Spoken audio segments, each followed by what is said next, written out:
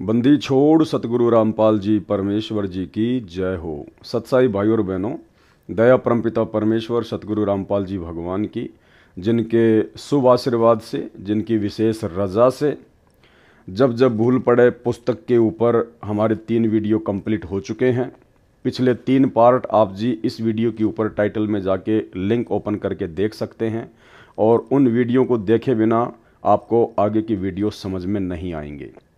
ये पुस्तक जब जब भूल पड़े 80 पेज का लेटर हिसार जेल से परम पूज्य परमेश्वर सतगुरु रामपाल जी भगवान ने अपनी विशेष दया और मेहर हम 2 कोटि के जीवों के ऊपर बख्शते हुए भेजा है। इस 80 पेज के लेटर में परमात्मा ने बहुत सारे संकेत किए हैं, बहुत सारे इशारे किए हैं। सतलोक आश्रम मैनेजमेंट हरियाणा अर्थात अपने कलयुगी परिवार की नादानियों की, नासमझियों की, अज्ञानता और भक्ति मार्ग में जिस कदर वो लोग गुरुदेव के ज्ञान के विपरीत कुकर्म करके पाखंड फैला रहे हैं, परमेश्वर जी की लाखों आत्माओं को काल की गोद में बैठा रहे हैं, उन सभी का विवरण परमेश्वर ने इशारों इशारों में, संकेती संकेतों में दिल्ली संजय वाले को आधार बनाकर कर दिए हैं। और खुलासे के लिए परमात्मा ने इस 2 कोटि के जीव पवन दास को वीडियो बनाने के लिए खड़ा किया है। तो अब तक हमने बहुत सारी बातें दिल्ली संजय वाले के विषय में और सतलोक आश्रम मैनेजमेंट हरियाणा के विषय में, उनके कर्म और कुकर्मों के विषय में इस पुस्तक में अब तक पढ़ चुके हैं। पुस्तक का पेज नंबर 30 कंप्लीट हो चुका है। अब हम 31 से आगे चलेंगे। आगे परमेश्वर ने फिर बताया, संजय के अज्ञान और पाखंड की पोल खोलते हुए परमेश्वर कह रहे हैं, ऊपर को जड़ वाले इस संसार रूपी पल के वृक्ष की जड़ को पूर्ण ब्रह्म मानो, अक्षर पुरुष को तना डार काल निरंजन, क्षर पुरुष जानो, तीनों देवताओं रजगुण ब्रह्मा, सतगुण विष्णु तथा तमगुण शिव को शाखा मानो। शाखाओं पर लगे पत्तों को संसार जानो। उदाहरण के तौर पर बताया है कि जैसे पेड़ का पालक रूट अर्थात जड़ होता है, इसी प्रकार पूर्ण परमात्मा सर्व सृष्टि का धारण पोषण करने वाला है। जैसे पेड़ को आहार जड़ मूल से मिलता है, यानी तना को मूल से आहार मिलता है, तना से डार को तथा डार से शाखाओं को तथा शाखाओं से पत्तों को आहार मिलता है, उसी प्रकार पूर्ण ब्रह्म सबका धारण पोषण करने वाला वास्तव में अविनाशी परमात्मा है। सतपुरुष कबीर जी की शक्ति को मिट्टी जानो। परमात्मा कबीर जी ने शक्ति से सब ब्रह्मांड रचे हैं। संत गरीबदास जी ने कहा है कि कबीर परमेश्वर जी ने स्वर्ग रसातल लोक कुशातल रचे जमी असमान रे, 14 तबक किए छिन्माही सरज शशि अरु भान रे। अर्थात कबीर पूर्ण ब्रह्म जी ने अपनी वचन शक्ति से सर्वलोक लोकांतरों जैसे स्वर्ग रसातल पृथ्वी आकाश व 14 लोक तथा शशि चांद तथा भान सूर्य तथा असंख्य ब्रह्मांडों की क्षण भर में रचना की है। इस रचना में परमेश्वर कबीर जी ने किसका सहयोग लिया? सक्षम है, कुछ भी कर सकता है। इस संजय अनाड़ी अज्ञानी को बताता हूँ। यहाँ पर फिर से परमेश्वर ने केवल संजय को ही अनाड़ी अज्ञानी कहकर संबोधित किया है, ना कि पवन दास को। इस संजय अनाड़ी अज्ञानी को बताता हूँ कि पूर्ण ब्रह्म मूल भी है तथा उसकी शक्ति मिट्टी का काम भी करती है। आप पे आरती आप पे साजे, यानी कबीर परमेश्वर सब कुछ करता है, स्वयं ही करता है, जीव को केवल निमित्त बनाता है।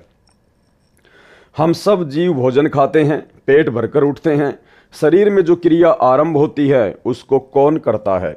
हमारे को तो पता भी नहीं पेट में क्या हो रहा है। उस आहार को परमात्मा कबीर जी की शक्ति पचाती है, भिन्न भिन्न धातु बनाती है, रक्त वसा आदि कितने तत्व बनते हैं, यह वह शक्ति करती है, यानी परमात्मा की शक्ति। सारे कच्चे पक्के भोजन को पेट में पुनः पकाया जाता है, न चूल्हा है न लकड़ी है, सब परमात्मा की शक्ति करती है। मानव खाना खाकर सो जाता है, पेट में सब कार्य होता रहता है, इसे किसके सहारे की आवश्यकता पड़ी?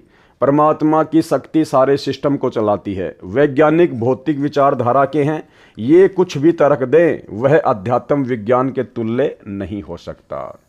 यानी परमेश्वर साबित कर रहे हैं कि ये जो विज्ञान है, जिस विज्ञान के बलबूते पर थोड़े बहुत आविष्कार वगैरह करके आधुनिक भौतिक उपकरण आदि बनाकर वैज्ञानिक अपने आप को न जाने क्या समझ बैठे हैं, अध्यात्म से घोर दूर हो गए हैं। तो परमेश्वर कहते हैं कि ये जो विज्ञान है, विज्ञान तो केवल अध्यात्म के आगे छोटा सा खिलौना है, खिलौना। जैसे मीराबाई भक्तमती को मारने के लिए विष अर्थात जहर पिलाया गया था, वह मरी नहीं।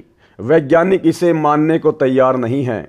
परमात्मा ने नरसिंह रूप धारण करके प्रहलाद भगत की रक्षा की, हिरण्यकशिपु को मारा। वर्तमान में भगत समाज के अतिरिक्त कोई भी स्वीकार नहीं करता। इसी प्रकार परमात्मा को नरसिंह रूप बनाकर हिरण्यकशिपु को मारने की क्या आवश्यकता पड़ी? वैसे भी मार सकते थे। कुछ तत्वज्ञानहीन यह तर्क भी देते हैं, उनका जवाब क्या दिया जाए? परमेश्वर कहते हैं कि कुछ नास्तिक टाइप के जो व्यक्ति होते हैं वो आपसे ये भी सवाल कर सकते हैं कि भाई परमात्मा तो सब कुछ कर सकता है ना, उसको तो किसी चीज़ की आवश्यकता पड़ती नहीं है, तो हिरण्यकशिपु को मारने के लिए, भगत प्रहलाद को बचाने के लिए परमात्मा ने नरसिंह रूप क्यों धारण किया? तो भाई और बहनों, इसके बहुत सारे रीजन हैं। परमात्मा के ज्ञान आधार से जब हम विचार करेंगे तो एक आधे रीजन दास आपको बता देता है। एक तो परमपिता परमेश्वर कबीर साहिब जी ने, जो वर्तमान में धरती पर सतगुरु रामपाल जी के रूप में स्वयं ही प्रकट है, साक्षात विद्यमान है। इस परमेश्वर ने अपनी शक्ति को सबके सामने वर्तमान पिछली पीढ़ी में प्रदर्शित करना था कि सर्व सृष्टि का पालन पोषण करने वाला देव महादेव, सबसे भिन्न, सबसे सर्वशक्तिमान केवल एक ही परमात्मा है। क्योंकि हिरण्यकशिपु को ब्रह्मा जी से जो वरदान प्राप्त था वो कुछ इसी प्रकार का वरदान था। जैसे आप और हम सभी जानते हैं, उसने जो वरदान मांगा था कि ना दिन में मरूं, ना रात में मरूं, ना जानवर से मरूं, ना इंसान से मरूं, ना अस्त्र से मरूं, ना शस्त्र से मरूं, ना देव से मरूं, ना महादेव से मरूं, ना दिन में मरूं, ना रात में मरूं, ना धूप में मरूं, ना छाँव में मरूं। यानी उसने अपनी बुद्धि का इस्तेमाल करके ब्रह्मा जी से इस प्रकार का वरदान प्राप्त कर लिया और ये समझ बैठा था कि मैं अमर हो गया, अब मुझे मारने में कोई भी सक्षम नहीं है। और वास्तव में हिरण्यकशिपु ने जिस प्रकार से ब्रह्मा जी से वरदान मांगा था, उस वरदान आधार से 21 ब्रह्मांड में उसे कोई भी शक्ति मारने में समर्थ नहीं थी। इसलिए परमपिता परमेश्वर कबीर साहिब जी को, जो कि सर्व ब्रह्मांडों से अलग है, सर्व ब्रह्मांडों को रचने वाला है, उस परमेश्वर ने ऐसा रूप बनाया 84 लाख योनियों से भिन्न नरसिंह रूप। नर सिंह, नीचे का हिस्सा तो इंसान का, नर का, और ऊपर का जो शीश था वो शेर जैसा। और परमेश्वर ने उसी प्रकार से उसको मारा।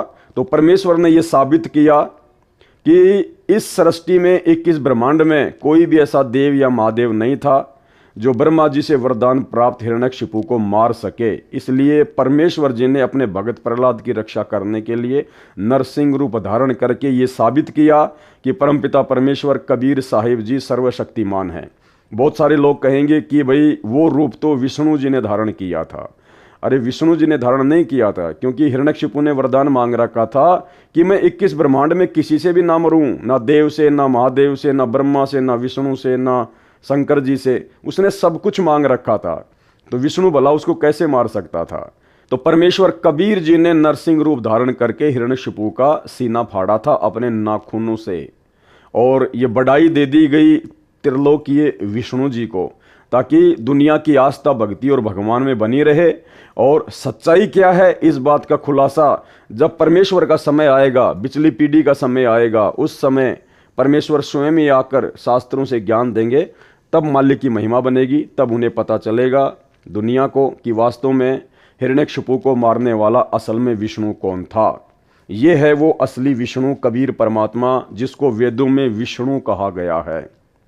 अग्ने तनुर असी, विष्णवे तवा सोमस्य तनुर असी, कबीर अंगारी असी, बंभारी असी, सवर ज्योति ऋतधामा असी। कि वो कबीर परमात्मा जो तीनों लोकों में प्रवेश करके सबका भरण पोषण करता है, असल में उसे विष्णु कहते हैं। तो बहुत सारे रीजन थे, उनका जवाब क्या दिया जाए? उनको चाहिए कि पहले पूर्ण अध्यात्म ज्ञान जो दास रामपाल दास बता रहा है समझें, फिर इस तरह के प्रश्न मन में उठेंगे ही नहीं। जैसे संजय दिल्ली तत्व ज्ञानहीन के मन में खुरापात भरा है, इसे संपूर्ण ज्ञान होता तो इस प्रकार के कुतर्क नहीं करता कि पेड़ की जड़ पूर्ण ब्रह्म नहीं हो सकता। इसको समझ होती तो बोलता ही नहीं, क्योंकि एक उदाहरण दिया है। जब संजय दिल्ली वाले ने भक्तों को भ्रमित करने के लिए ये शब्द कहे कि भाई गुरुजी तो पेड़ की जड़ को पूर्ण ब्रह्म परमात्मा कबीर जी बताते हैं, जबकि ये सही नहीं है संजय के अनुसार। क्योंकि संजय ने फिर इसका कुतर्क दिया अपनी बात को ऊपर रखने के लिए कि पूर्ण ब्रह्म को तो किसी चीज की आवश्यकता नहीं होती है, लेकिन जड़ को तो मिट्टी और पानी की आवश्यकता होती है आगे बढ़ने के लिए। तो गुरुदेव भगवान क्या कह रहे हैं कि ये तो खाली एक उदाहरण है, ना तो वो जड़ परमात्मा है और ना वो पेड़ परमात्मा है, ना वो मूल परमात्मा है। वो तो केवल हम नादान जीवों को भक्ति मार्ग समझाने के लिए गुरुदेव कह रहे हैं, क्योंकि एक उदाहरण दिया है। तो ठीक इसी प्रकार भगत भाई बहनों, संजय की तरह वर्तमान में सतलोक आश्रम मैनेजमेंट हरियाणा से जुड़ी हुई लाखों की संगत जिस प्रकार से इस डाढ़ी मूंछ वाली कबीर जी की फोटो को ही भगवान मान चुकी है, परमात्मा मान चुकी है, इसके आगे दंडवत करती है, ज्योति जलाती है, जून के महीने में इसे भगवान मानकर इसे भोग लगाती है, कबीर प्रकट दिवस मनाती है। जबकि इस फोटो को तो असल में सन 1994 में जब असली कबीर सतगुरु रामपाल जी ने भक्ति मार्ग की शुरुआत की तो केवल एक उदाहरण के रूप में पेश किया था, क्योंकि उस समय कोई भी आत्मा संत रामपाल जी को डायरेक्ट कबीर जी मानने को तैयार नहीं थी। अगर गुरु जी कहते कि मैं कबीर हूं तो कोई भी उनके अध्यात्म को स्वीकार नहीं करता। इसलिए भक्ति मार्ग को शुरू करने के लिए सतगुरु रामपाल जी परमेश्वर जी ने कबीर जी के नाम के साथ साथ में इस फोटो का सहारा लिया एक उदाहरण के रूप में, जबकि असल में ये कबीर नहीं है और ना ही कबीर ऐसा था जैसी ये फोटो है, क्योंकि ये तो हाथ से बनाया हुआ चित्र है। 650 साल पहले कोई भी कैमरा या कोई भी मोबाइल नहीं था ताकि उस परमात्मा की फोटो खींची जा सके। तो गुरुदेव कह रहे हैं इसको समझ होती तो बोलता ही नहीं, क्योंकि एक उदाहरण दिया है। ठीक इसी प्रकार यदि लाखों की संगत को सतलोक आश्रम मैनेजमेंट हरियाणा से जुड़ी हुई लाखों की संगत को यदि समझ होती तो संगत इस कागज की नकली फोटो को, दाढ़ी मूंछ वाली कबीर जी की समझे जाने वाली फोटो को परमात्मा मानती ही नहीं, भगवान मानती ही नहीं, और ना ही जून के महीने में भगवान मान के इसका प्रकट दिवस मनाती, ना ही अपने घरों पर और आश्रमों में बड़े बड़े इसके पोस्टर लगाती। जबकि असली कबीर तो ऊपर बैठा है सतगुरु रामपाल जी भगवान के रूप में। इसको समझ होती तो बोलता ही नहीं, क्योंकि एक उदाहरण दिया है समझाने के लिए। यह परमात्मा कबीर जी ने दिया है। यह पापी परमात्मा के ज्ञान में भी अपने अज्ञान से दोष देखता है। इससे स्पष्ट है कि यह महाअज्ञानी है, महिमा का भूखा है, बोले भक्तों का दुश्मन है। कौन? संजय दिल्ली वाला, ना कि पवन दास। अभी तक आप 3 पार्ट देख चुके हैं, चौथा पार्ट अभी आप देख रहे हैं। और जितनी बार भी गुरुदेव भगवान ने संजय दिल्ली वाले का जिक्र किया है उसके साथ में मुझ पवन दास का मात्र 1 या 2 बार हल्का फुल्का नाम लिया है, केवल सतलोक आश्रम मैनेजमेंट हरियाणा को खुश करने के लिए। जादूगर को देखा है कि मिट्टी हाथ की मुट्ठी में लेता है, खोलता है तो 500 रुपए का नोट मिलता है। यह आध्यात्मिक शक्ति से होता है जो उसने परमात्मा की भक्ति करके जादू विद्या प्राप्त की होती है।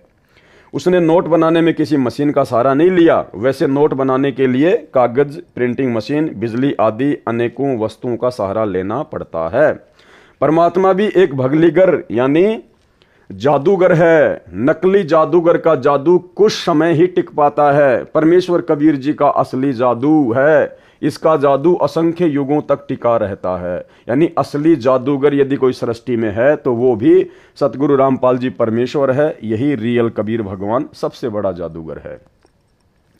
जब कबीर परमेश्वर जी ने राजा वीर सिंह तथा उसकी मंडली को भूख प्यास से मरते देखा, जो कथा हमने कई बार गुरुदेव के मुख कमल से सुनी हुई है, जब कबीर परमेश्वर जी ने राजा वीर सिंह तथा उसकी मंडली को भूख प्यास से मरते देखा, तब पर्वत के ऊपर स्वच्छ जल का सरोवर क्षण में रचा तथा फलदार पेड़ व मेवा की लताएं क्षण में लगा दी। जो फलों से उस समय लदपद हो गए, सबने खाए, घर भी ले गए। उस समय किसका सहारा लिया? जो भगत परमात्मा की क्रिया में दोष देखता है वह मूर्ख व्यक्ति है। एक ने कहा कि परमात्मा सुई के नाके में से हाथी कैसे निकाल सकता है? झूठ है। दूसरा भगत कहता है कि परमात्मा सारी पृथ्वी को सुई के नाके में से निकाल दे, हाथी की तो बात ही क्या है। संजय साकट पहले भगत का साथी है जो कहता है कि सुई के नाके से हाथी परमात्मा नहीं निकाल सकता।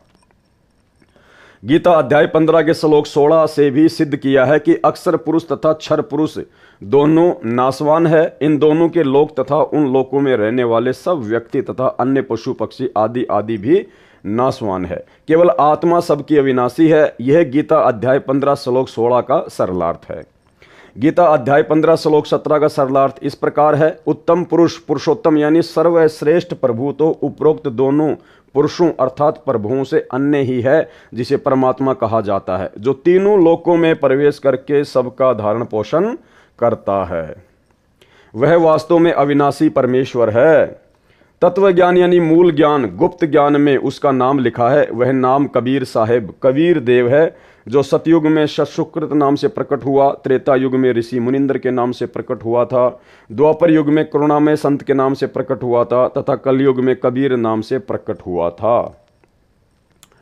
कबीर सतयुग में सतसुकृत कह टेरा, त्रेता नाम मुनिंदर मेरा, द्वापर में करुणा में कहाया, कलयुग नाम कबीर धराया।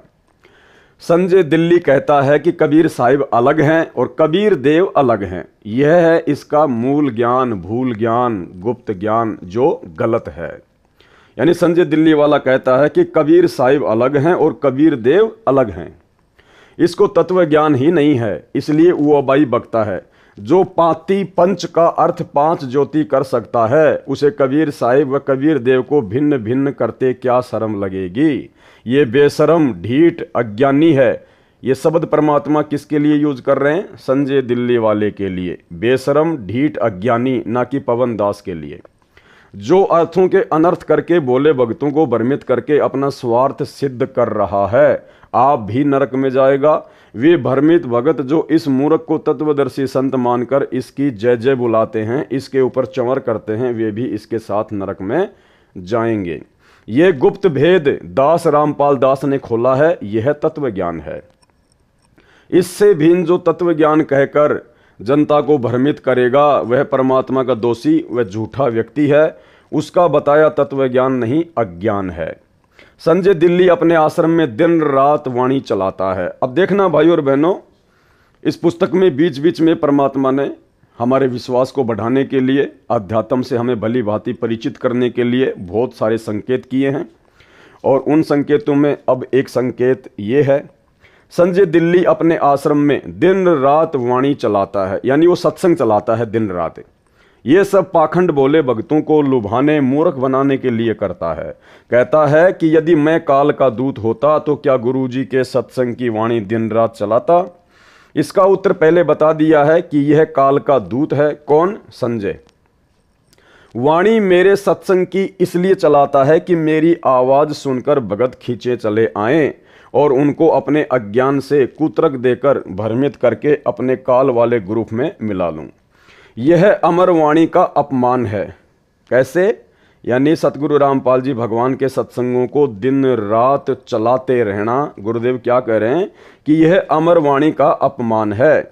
यदि कोई मोबाइल में आरती या अन्य प्रतिदिन सुबह दोपहर करने वाले पाठ को चलाकर स्वयं अन्य कार्य करे, मोबाइल चल रहे स्थान से बाहर भीतर आता जाता रहे और वाणी पर ध्यान नहीं रखे और कहे कि आरती कर ली, तो व्यर्थ है।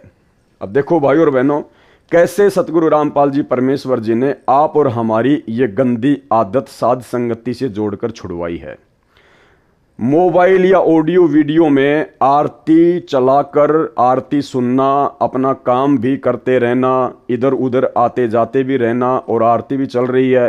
परमात्मा ने इसे क्या बताया? अमर वाणी का अपमान बताया। परमात्मा ने क्या कह रहे हैं गुरुदेव? यह अमर वाणी का अपमान है। यदि कोई मोबाइल में आरती या अन्य प्रतिदिन सुबह दोपहर करने वाले पाठ को चलाकर स्वयं अन्य कार्य करे, तो हम सत्सेवक तो केवल भक्ति बोध पुस्तक को हाथ में लेकर ही परमेश्वर की तीनों समय की आरती करते हैं, भोग की आरती करते हैं।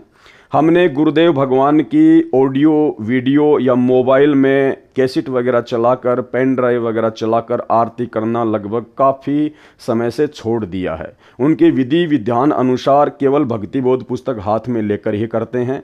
और जिन पुण्यात्माओं को पढ़ना लिखना नहीं आता है, जो ज़्यादा बुजुर्ग हैं या नेत्रहीन हैं, तो उनके लिए मोबाइल से आरती करने में कोई दोष नहीं है। तो मोबाइल से आरती, गुरुदेव की आवाज में ऑडियो वीडियो से आरती वर्तमान में कौन करता है? संजय दिल्ली वाला, संजय दिल्ली वाले के साथी, सतलोक आश्रम मैनेजमेंट हरियाणा और सतलोक आश्रम मैनेजमेंट हरियाणा से जुड़ी लाखों की संगत, जिसमें 99% लोग आज भी गुरुदेव की ऑडियो वीडियो लगाकर या मोबाइल में ही आरती करते हैं। तीनों समय की, खाते पीते चलते उठते बैठते समय अपना काम भी करते रहते हैं और आरती भी करते रहते हैं, जो कि परमेश्वर के विधि विधान अनुसार सही नहीं है। ध्यान से पढ़िए इसको। इसका उत्तर पहले बता दिया है कि यह काल का दूत है। वाणी मेरे सत्संग की इसलिए चलाता है कि मेरी आवाज़ सुनकर भगत खींचे चले आएं और उनको अपने अज्ञान से कुतरक देकर भ्रमित करके अपने काल वाले ग्रुप में मिला लूं। यह अमर वाणी का अपमान है। यदि कोई मोबाइल में आरती या अन्य प्रतिदिन सुबह दोपहर करने वाले पाठ को चलाकर स्वयं अन्य कार्य करे, मोबाइल चल रहे स्थान से बाहर भीतर आता जाता रहे और वाणी पर ध्यान नहीं रखे और कहे कि आरती कर ली, तो व्यर्थ है। यानी सतगुरु रामपाल जी परमेश्वर जी ने संजय दिल्ली वाले को आधार बनाकर सतलोक आश्रम मैनेजमेंट हरियाणा से जुड़ी हुई 99% संगत के द्वारा जो मोबाइल से आरती की जाती है, खाते पीते चलते बैठते, परमेश्वर ने उसको रिजेक्ट कर दिया और हम सत्सेवकों का परमात्मा ने समर्थन किया है, क्योंकि हम भक्ति बोध पुस्तक को हाथ में लेकर ही आरती करते हैं। अर्थात साध संगतियों पर सतगुरु रामपाल जी परमेश्वर जी की विशेष रजा, विशेष मेहर है कि हम परमेश्वर के अकॉर्डिंग ही सारी भक्ति क्रियाएं कर रहे हैं। वाणी बोली जा रही है, उस पर ध्यान रखने से लाभ होगा। वाणी बोली जा रही है, उस पर ध्यान रखने से लाभ होगा। जैसे दास के आदेश से भारतवर्ष में लगभग 500 नामदान केंद्र खोल रखे हैं, सब में एक एक अखंड ज्योति जलती रहती है। अब ये गुरुदेव के आदेश से हैं या नहीं हैं, इस बात का खुलासा हम पिछले 3 एपिसोडों में कर चुके हैं। आप जब पिछले 3 एपिसोड देखेंगे तो आपको पता चलेगा कि सतगुरु रामपाल जी भगवान ने नामदान सेंटर खोलने का आदेश दिया है या फिर काल प्रेरणा से उनके कलयुगी परिवार के द्वारा धर्म को धंधा बनाने के लिए काल प्रेरणा से उनसे प्रार्थना करके जबरन आदेश लिया गया है। जैसे दास के आदेश से भारतवर्ष में लगभग 500 नामदान केंद्र खोल रखे हैं, सब में एक एक अखंड ज्योति जलती रहती है। सब में भगत सुबह दोपहर तथा शाम को स्पीकर या मोबाइल में या मौखिक तीनों समय से पाठ करते हैं। कुछ समय सत्संग भी चलाते हैं। साधना चैनल पर जो शाम को 7:30 से 8:30 बजे तक सत्संग चलता है, उसे सुनते हैं। ये वाणी का लाभ उन्हें मिलता है। यानी पहले तो परमात्मा ने मोबाइल के द्वारा आरती करने की विधि को गलत साबित कर दिया और फिर सतलोक आश्रम मैनेजमेंट हरियाणा और उन नामदान सेंटरों पर जिस प्रकार से मोबाइल से आरतियां होती हैं उसका भी जिक्र कर दिया। यानी सतगुरु रामपाल जी भगवान ने मोबाइल से आरती करने की जो विधि है, जिस विधि से आज पूरा सतलोक आश्रम मैनेजमेंट हरियाणा आरती करता है, उसको गुरुदेव ने रिजेक्ट कर दिया ऊपर ये बातें बोलकर। क्योंकि देखो, ये 80 पेज का लेटर है, सतगुरु रामपाल जी भगवान ने हिसार जेल से भेजा है। साफ साफ शब्दों में सतगुरु रामपाल जी परमेश्वर सतलोक आश्रम मैनेजमेंट हरियाणा के अज्ञान और पाखंड को इस पुस्तक में नहीं लिखेंगे। अगर लिख देंगे तो ये पुस्तक आप और हमारे तक आती ही नहीं, क्योंकि ये उनके माध्यम से ही आई है। इसलिए परमात्मा ने जगह जगह संकेत कर दिए हैं कि क्या सही है और क्या गलत है। प्रत्येक अनुयायी अपने अपने घरों में पूजा स्थल पर सुबह शाम ज्योति जलाता है, जो घंटों जलती है। तीनों समय के पाठ करते हैं। समय मिलता है तो मोबाइल में सत्संग चलाकर ध्यान से सुनते हैं। यह वाणी सुनने का लाभ उनको मिलता है। वाणी का लाभ पशु पक्षियों, कीट कीड़े मकोड़ों को भी मिलता है, चाहे वे समझ भी नहीं सकते। क्या कह रहे हैं परमेश्वर कि जहाँ जहाँ परमात्मा की वाणी चलती है, सत्संग चलते हैं, तीनों समय की आरती चलती हैं, तो उसका लाभ पशु पक्षियों, कीट कीड़े मकोड़ों को भी मिलता है, चाहे वे समझ भी नहीं सकते। परंतु दिन रात चलाने से लाभ के स्थान पर हानि होती है। जैसे छोटे बच्चे को माता पिता दूध पिलाते हैं, जिससे बच्चे के शरीर का विकास होता है। यदि उसको बार बार जबरदस्ती दूध पिलाएंगे तो वह रोगी हो जाएगा। इसलिए समय समय पर दूध पिलाना लाभदायक होता है। जैसे रोगी को डॉक्टर दवाई खाने को देता है, उसको खाने का समय भी बताता है, सुबह शाम आदि। यदि रोगी को मिनट मिनट में दवाई खिलाई व पिलाई जाए तो उसकी मृत्यु हो जाएगी। इसी प्रकार वाणी को समय पर चलाएं, सुने तो ही अच्छा है। लगातार चलाना ढोंग व व्यर्थ है। मेरे भक्तों के घरों, दुकानों व यात्रा के समय गाड़ियों में हल जोतने वाले तथा ट्रैक्टर से जमीन संवारने वालों की जेबों में मोबाइल में वाणी चलती है। वे ध्यान से सुनते हैं और कार्य भी करते हैं। जबकि ऊपर परमात्मा ने इस प्रकार से मोबाइल में आरती करने को गलत साबित कर दिया। और यहां परमात्मा ने फिर से सतलोक आश्रम मैनेजमेंट हरियाणा की जो घटिया आदत है, जो वर्तमान में भी पड़ी हुई है, पढ़े लिखे भी हैं, अंधे भी नहीं हैं, युवा भी हैं, कोई हैंडीकैप में नहीं है, उसके बावजूद भी गुरुदेव कह रहे हैं कि ट्रैक्टर चलाते चलाते या अन्य कार्य करते करते वो लोग वाणियां सुनते हैं, अर्थात तीनों समय की आरतियां करते हैं, जो कि भक्ति विधान के अनुसार गलत है। क्योंकि ऊपर परमात्मा ने स्पष्ट कर दिया कि सही विधि क्या है। यह अमर वाणी का अपमान है यदि कोई मोबाइल में आरती या अन्य प्रतिदिन सुबह दोपहर करने वाले पाठ को चलाकर स्वयं अन्य कार्य करे, मोबाइल चल रहे स्थान से बाहर भीतर आता जाता रहे और वाणी पर ध्यान नहीं रखे और कहे कि आरती कर ली, तो व्यर्थ है। और जब तक आप जी मोबाइल से आरती करोगे तब तक आपका ध्यान वाणियों पर जा ही नहीं सकता, आपकी बुद्धि परमात्मा खोलेंगे ही नहीं। तो परमेश्वर ने बिल्कुल स्पष्ट तौर पर संकेत कर दिया कि संजय गुरुद्रोही दिल्ली वाले के आश्रम में और सतलोक आश्रमों में और सतलोक आश्रमों से जुड़े हुए भक्तों के घरों में जो मोबाइल से आरती की जाती है वो विधि भक्ति अनुसार सही नहीं है, उनको पूर्ण लाभ नहीं मिलेगा। परंतु लगातार नहीं, कुछ समय सुनकर मोबाइल को बंद कर देते हैं। कोई भी कथा या बातें करते हैं, वे कुछ समय सुने तो उसका असर ठीक होता है। ये ढोंगे कहे कि हम वाणी सुनते भी हैं, कार्य भी करते हैं। दास यह कहेगा कि आप रात्रि में सो जाते हो, तब कैसे सुनते हो। अब यहाँ पे एक छोटी सी शंका आप भगत भाई बहनों को हो सकती है कि परमात्मा ने हम सत्सेवकों के ऊपर विशेष दया करके जो अखंड पाठ की वाणियाँ 50 घंटे की सतगुरु रामपाल जी भगवान के मुख कमल से मेमोरी कार्ड में भर के जो सत्सेवकों के घरों पर कोरियर के द्वारा पहुंचाई गई हैं, हम तो 24 घंटे उन वाणियों को चलाते हैं, तो कहीं हमारे को नुकसान तो नहीं हो जाएगा। नहीं भाई बहनों, बिल्कुल भी नुकसान नहीं है। वो परमेश्वर जी की अमर वाणी है और हम कोई 24 घंटे वाणी को चला के उसके पास में नहीं बैठते हैं। जब भी हमें समय मिलता है, घंटा, आधी घंटा, 10 मिनट, 20 मिनट, हम परमात्मा की वाणी को सुनते हैं। जब हम परमपिता परमेश्वर जी की चरण सेवा में जाते हैं, उस समय आधा घंटा, 10 मिनट, 20 मिनट बैठकर हम परमेश्वर की वाणी को सुनते हैं। और जब समय आता है परमात्मा जी के मंत्र करने का, तो या तो हम वाणी की आवाज़ को बिल्कुल धीरे करते हैं एक नंबर पर, जो कि हमारे को डिस्टर्ब ना करे, या हम उस समय परमात्मा को दंडवत प्रणाम करके पाठ की आवाज़ को जो है वो बंद कर देते हैं। और जब हमारे मंत्र पूरे हो जाते हैं तो वापस हम परमात्मा की वाणियों को धीरे धीरे धीरे धीरे जो है वो चला देते हैं। जब समय आता है परमात्मा की तीनों समय की आरती का, उस समय हम परमात्मा की पाठ प्रकाश की वाणियों को जो है वो बंद कर देते हैं। जब समय आता है परमात्मा जी के सत्संग सुनने का, उस समय हम पाठ की वाणियों को जो है वो बंद कर देते हैं या बिल्कुल धीरे धीरे कर देते हैं, क्योंकि ये परमात्मा की अमर वाणियाँ हैं। ये वाणियाँ सूक्ष्म रूप में सभी के ऊपर असर करती हैं, कीड़े मकोड़े, पशु पक्षी, कीट पतंग, सबके ऊपर। तो हम सत्सेवक कोई 24 घंटे वाणी चलाकर वाणी के पास में नहीं बैठते हैं। नहीं, हम अपना काम भी करते हैं, घर से बाहर भी जाते हैं। धीरे धीरे परमात्मा की अखंड पाठ की वाणियाँ चलती रहती हैं, क्योंकि शब्द अखंड होता है और परमपिता परमेश्वर सतगुरु रामपाल जी भगवान असली कबीर जी के मुख कमल से उच्चारित है। तो वाणियाँ ब्रह्मांड में जाती रहती हैं, वाणियाँ अपना काम जो है करती रहती हैं। बाकी जब भी हमने सत्संग सुनने होते हैं, मंत्र करने होते हैं, आरती करनी होती है, उस समय हम पाठ की वाणियों को जो है बंद कर देते हैं या बिल्कुल धीरे कर देते हैं, ताकि हमारे को बिल्कुल भी डिस्टर्ब ना हो। और जब हमारा वाणियाँ सुनने का जी करता है, मन करता है, खाना बना रहे हैं, फ्री हैं, परमात्मा के स्पीकर को अपने पास में रख लेते हैं, 10 मिनट 20 मिनट जब तक खाना बना रहे हैं परमात्मा की वाणियाँ सुनते हैं। जब परमात्मा की हम चरण सेवा करते हैं, उस समय मालिक की वाणियाँ हम सुनते हैं। तो हम लोग इस प्रकार से करते हैं, हम वाणियाँ दिन रात चला के उनके पास में नहीं बैठते हैं। और ये परमेश्वर की अखंड वाणियाँ हैं, ये सूक्ष्म रूप में पेड़ पौधे सब के ऊपर असर करती हैं। तो परमात्मा कह रहे हैं, दास ये कहेगा कि रात्रि में जब सो जाते हो तब कैसे सुनते हो। ये तो संजय दिल्ली वाले के लिए है, लेकिन परमेश्वर का विधान है कि परमेश्वर की वाणियाँ सूक्ष्म रूप में सब पर असर करती हैं। रात्रि में भी वाणियाँ जीव पे, आत्मा पे असर करती हैं। जिस प्रकार परमेश्वर ने बताया, नित्य नियम में शुरुआत में लिखा हुआ है कि जब किसी व्यक्ति को किसी सांप ने काट लिया होता है, वो व्यक्ति तो मूर्छित हो जाता है, बेहोश हो जाता है।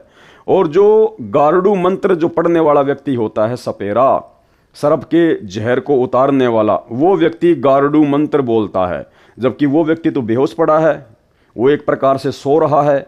उसको तो वाणी सुनाई नहीं दे रही कि वो क्या मंत्र बोल रहा है, लेकिन फिर भी गारुड़ जो मंत्र बोलता है उस मंत्र का असर उस आत्मा पे होता है और सर्प काटा हुआ व्यक्ति वापस होश में आ जाता है। तो ये तो परमपिता परमेश्वर जी की अखंड वाणियां हैं, अमर वाणियां हैं। ये हम सो जाएंगे तो भी हमारे आत्मा के मैल को ये काटेगी, हम सचेत रहेंगे तो भी हमारी आत्मा के मैल को जो है ये काटेंगी। हठ योग करता है कौन? संजय दिल्ली वाला, पवन दास का नाम नहीं है। इस ढोंगे ने आश्रम में एक अलग कक्ष बना रखा है, कक्ष यानी कमरा। उसमें भक्तों को विशेष योग आसन की मुद्रा में बैठाकर स्मरण करने को कहता है। यानी गुरुदेव कह रहे हैं, जैसा कि गुरुदेव को सतलोक आश्रम मैनेजमेंट हरियाणा वालों ने जेल में जाके बताया, उसी आधार से परमात्मा लिख रहे हैं कि संजय दिल्ली वाले ने एक विशेष कमरा बना रखा है और उस कमरे में विशेष योग आसन लगाकर, क्या लिखा परमात्मा ने? विशेष योग आसन की मुद्रा में भक्तों से मंत्रों का जाप करवाता है और स्वयं भी उसी प्रकार उसमें बैठकर स्मरण करता है। वाणी फिर भी चलती रहती है, स्मरण क्या खाक करता है? परमात्मा कहते हैं सत्संग भी चलता रहता है और मंत्र भी जाप करते हैं, तो क्या खाक मंत्रों पे ध्यान जाएगा? नए स्मरण का लाभ, क्योंकि इसका नामखंड है। जिनको ये मूर्ख बनाकर अपने जाल में फंसाए हुए हैं उन भक्तों को भी स्मरण का कोई लाभ नहीं मिलेगा, क्योंकि उन्होंने गुरु तजकर आन को अन्य को भजा है, यानी गुरु जी के बताए सहज स्मरण को छोड़कर हठ योग को अपनाया है। तथा ज्योति के लिए रुपए दिए हैं या वैसे दान में रुपए दिए हैं, वह भी संजय दिल्ली के आदेश से, इस कारण उनका नामखंड है। अब सुमरण करके दान देकर भी जीवन नष्ट होगा, क्योंकि भक्ति मार्ग में बहुत सावधानी रखनी पड़ती है ताकि नामखंड न हो जाए। काल ज्योति निरंजन का पहला काम है हमारे अनुयायी का नामखंड करवाना, फिर वह काल का हो जाता है। परमेश्वर से कोई लाभ उसे नहीं मिलता। परमेश्वर कबीर जी ने गरीबदास जी महाराज जी को बताया है कि अनंत कोटि बाजी जहां रचे सकल ब्रह्मांड, गरीबदास मैं क्या करूं काल करे जीव खंड। अर्थात हे गरीबदास, मैं इतना सक्षम हूं कि मैंने अनंत करोड़ रचना की है तथा सब ब्रह्मांडों को मैंने रचा है, परंतु काल जीव का नाम खंड करवाकर मेरे से दूर कर देता है, जिस कारण से मैं उस आत्मा का कल्याण नहीं कर सकता। उनको चाहिए कि अपनी गलती की क्षमा याचना करें तथा मेरी रामपाल दास की आज्ञा लेकर किसी निकट के नामदान केंद्र पर जाकर पुनः उपदेश लेकर नाम शुद्ध करवाएं। एक और विधान है परमात्मा का, जो परमात्मा ने यहाँ पर स्पष्ट कर दिया है। यानी सतलोक आश्रम मैनेजमेंट हरियाणा से जुड़े हुए 99 ही नहीं बल्कि 100% भगत परमात्मा के इस आदेश की पालना नहीं कर रहे हैं। गुरुदेव ने स्पष्ट कर दिया कि जब भी आपका नामखंड होता है, दोबारा से यदि आपने नाम शुद्ध करवाना हो तो आपने अपने गुरु की आज्ञा लेनी पड़ेगी। क्या कह रहे हैं परमात्मा? उनको चाहिए कि अपनी गलती की क्षमा याचना करें तथा मेरी रामपाल दास की आज्ञा लेकर, क्या लेकर? आज्ञा लेकर। ये भक्ति विधान है परमात्मा का, ये रूल है, ये नियम है। जबकि इस नियम को वर्तमान में आश्रमों से जुड़े हुए कोई भी भगत फॉलो नहीं करते हैं। जब मर्जी आया नाम खंड कर दिया, जब मर्जी आया नामदान केंद्र पर जाकर नाम शुद्ध करवा लिया, कोई गुरु आज्ञा नहीं। उनको चाहिए कि अपनी गलती की क्षमा याचना करे तथा मेरी रामपाल दास की आज्ञा लेकर किसी निकट के नामदान केंद्र पर जाकर पुनः उपदेश लेकर नाम शुद्ध करवाए, अपना जीवन धन्य बनाए और फिर इस पाखंडी के पास भूलकर भी ना जाए। ये काल का पक्का दूत है। कौन? संजय दिल्ली वाला, ना कि पवन दास। संजय दिल्ली वाले के लिए कह रहे हैं ये काल का पक्का दूत है। जो सुमरण करने की विधि दास ने बताई है उसी प्रकार सुमरण करें, जो भक्ति का विधान है, सब ग्रंथों व संतों की वाणी में प्रमाण है। गीता अध्याय 8 श्लोक 7 में कहा है कि हे अर्जुन, तू युद्ध भी कर और सुमरण भी कर, यानी काम भी कर और सुमरण भी कर। यजुर्वेद अध्याय 40 मंत्र 15 में कहा है कि ओम नाम का सुमरण कार्य करते करते कर, विशेष कसक तड़प के साथ सुमरण कर, मानव जन्म का मूल कर्तव्य जानकर सुमरण कर। कबीर परमेश्वर कपड़ा भी बुनते थे तथा सुमरण करने का अभिनय भी करते थे। सुमरण करने का क्या करते थे? अभिनय, एक्टिंग करते थे, लीला करते थे, क्योंकि उनको सुमरण की आवश्यकता नहीं थी। वे बताना चाहते थे कि भगत को काम करते करते भी सुमरण करना चाहिए। जो कार्यालयों में काम करते हैं तथा जो विद्यार्थी हैं वे जब भी समय मिले सुमरण करे। संत गरीबदास जी ने कहा है कि नाम उठत नाम बैठत नाम सोवत जागरे, नाम खाते नाम पीते नाम सेती लागरे। अर्थात नाम का जाप कार्य करते करते भी करते रहो और समय मिले तो बैठ कर भी सुमरण करो, और समय मिले तो बैठ कर भी सुमरण करो। गुरुदेव भगवान के आशीर्वाद से आज से 10-12 दिन पहले दास ने आप सभी भगत भाई बहनों को 1 घंटे की छोटी सी साध संगति के माध्यम से राजस्थान के महुआ में, दौसा जिले में पड़ता है, वहां पर आपको इस प्रकार से समय निकालकर बैठकर कुछ समय सुमरण करने के लिए समझाया था। और वही बात परमात्मा ने इस पुस्तक में भी लिख रखी है। दास ने कहा था कि हम कोई पद्म आसन लगाकर, यानी जैसे संजय दिल्ली वाला विशेष योग मुद्रा में भक्तों से सुमरण करवाता है, वैसे नहीं, नॉर्मल तरीके से जैसे हम अपने घर पर बैठते हैं। और हमने परमेश्वर के ज्ञान आधार से, परमेश्वर के विधि विधान से उस प्रकार से भी सुमरण करना चाहिए जो विधि गुरुदेव ने बताई है। देखो, एक विधि तो परमात्मा ने बता दी कि नाम उठत नाम बैठत नाम सोवत जागबे, और नाम खाते नाम पीते नाम सेती लागबे, जो परमात्मा ने लिखा हुआ है। देखो, ये तो एक भगत की शुरुआती विधि है। जिस प्रकार बच्चा पहली कक्षा में जाता है तो उसको बोल बोल के गा गा के पढ़ाया जाता है, A for apple, B for ball. और जब बच्चा समझदार हो जाता है, ऊपर की क्लास में चला जाता है, फिर वो समझने लग जाता है कि ए फॉर का मतलब खाली एप्पल ही नहीं होता, ए फॉर से तो बहुत सारे अर्थ निकलते हैं। तो दास ने गुरुदेव के आशीर्वाद से बताया था कि जब भी हमारे को समय मिले, ठीक है, खाते पीते उठते बैठते काम धंधा करते करते तो सुमरण करना ही करना है, मन को हमने खाली नहीं छोड़ना है। लेकिन जब हमें समय मिले या थोड़ा बहुत समय निकालने का गुरुदेव के आशीर्वाद से हम भी प्रयास करें। और जो विधि परमात्मा ने सुमरण की बताई है कि वास्तविक विधि तो ये है, इस विधि से बात बनेगी कैसे। प्रथम मंत्र का जाप परमात्मा ने बताया सुरति नृति और मन लगाकर, और जो सतनाम है 2 अक्षर का, उसका सुमरण परमात्मा ने बताया सुरति नृति मन और पवन के द्वारा। तो हमने इस विधि विधान से भी परमात्मा के मंत्र करने चाहिए, समय निकालना चाहिए। पूरी जिंदगी खाते पीते उठते बैठते मंत्र करने से ही बात नहीं बनेगी। उसी का समर्थन परमात्मा यहां कर रहे हैं कि समय मिले तो बैठ कर भी सुमरण करो, सोने के लिए लेटो तो सुमरण करो, जब तक नींद न आए सुमरण करो, जागो तो भी कुछ श्वास सुमरण में अवश्य लगाओ। परंतु एक स्थान पर विशेष योग आसन लगाकर, क्या लिखा मालिक ने, विशेष योग आसन लगाकर सुमरण करना गलत है, ये नहीं करना चाहिए। जैसे दिल्ली संजय वाला भक्तों से गुरुजी के ज्ञान के विरुद्ध होकर ये योग क्रिया से आसन करवाता है। जैसे आपने बहुत सारे ऋषि महात्माओं की फोटो देखी होंगी, वो पद्मासन लगाकर हाथों को यूं करके बिल्कुल स्ट्रेट होके जो सुमरण करते हैं, उसको कहते हैं विशेष योग मुद्रा। तो हम भक्तों ने वो पाखंड नहीं करना, वो आडंबर नहीं करना। समय मिले कहीं भी बैठ जाओ, चेयर पे बैठ जाओ, अपने बेड पे बैठ जाओ, बिस्तर पे बैठ जाओ, जमीन पे बैठ जाओ, अपनी गाड़ी में बैठे हो वहां पे बैठ जाओ नॉर्मल तरीके से, चाहे पैरों को फैला के बैठ जाओ, चाहे पैरों को समेट के बैठ जाओ, कोई दिक्कत नहीं है। आंखों को बंद करो चाहे खोलो, लेकिन थोड़ा बहुत समय हमने परमात्मा के विधि विधान अनुसार सुरति नृति मन और पवन लगाकर भी सुमरण करना पड़ेगा। क्योंकि खाते पीते उठते बैठते काम धंधा करते करते सुरति नृति और मन पवन से सुमरण नहीं हो सकता। आपका ध्यान आपके काम धंधे में रहेगा, आपकी सुरति आपकी नृति आपके काम धंधे में रहेगी।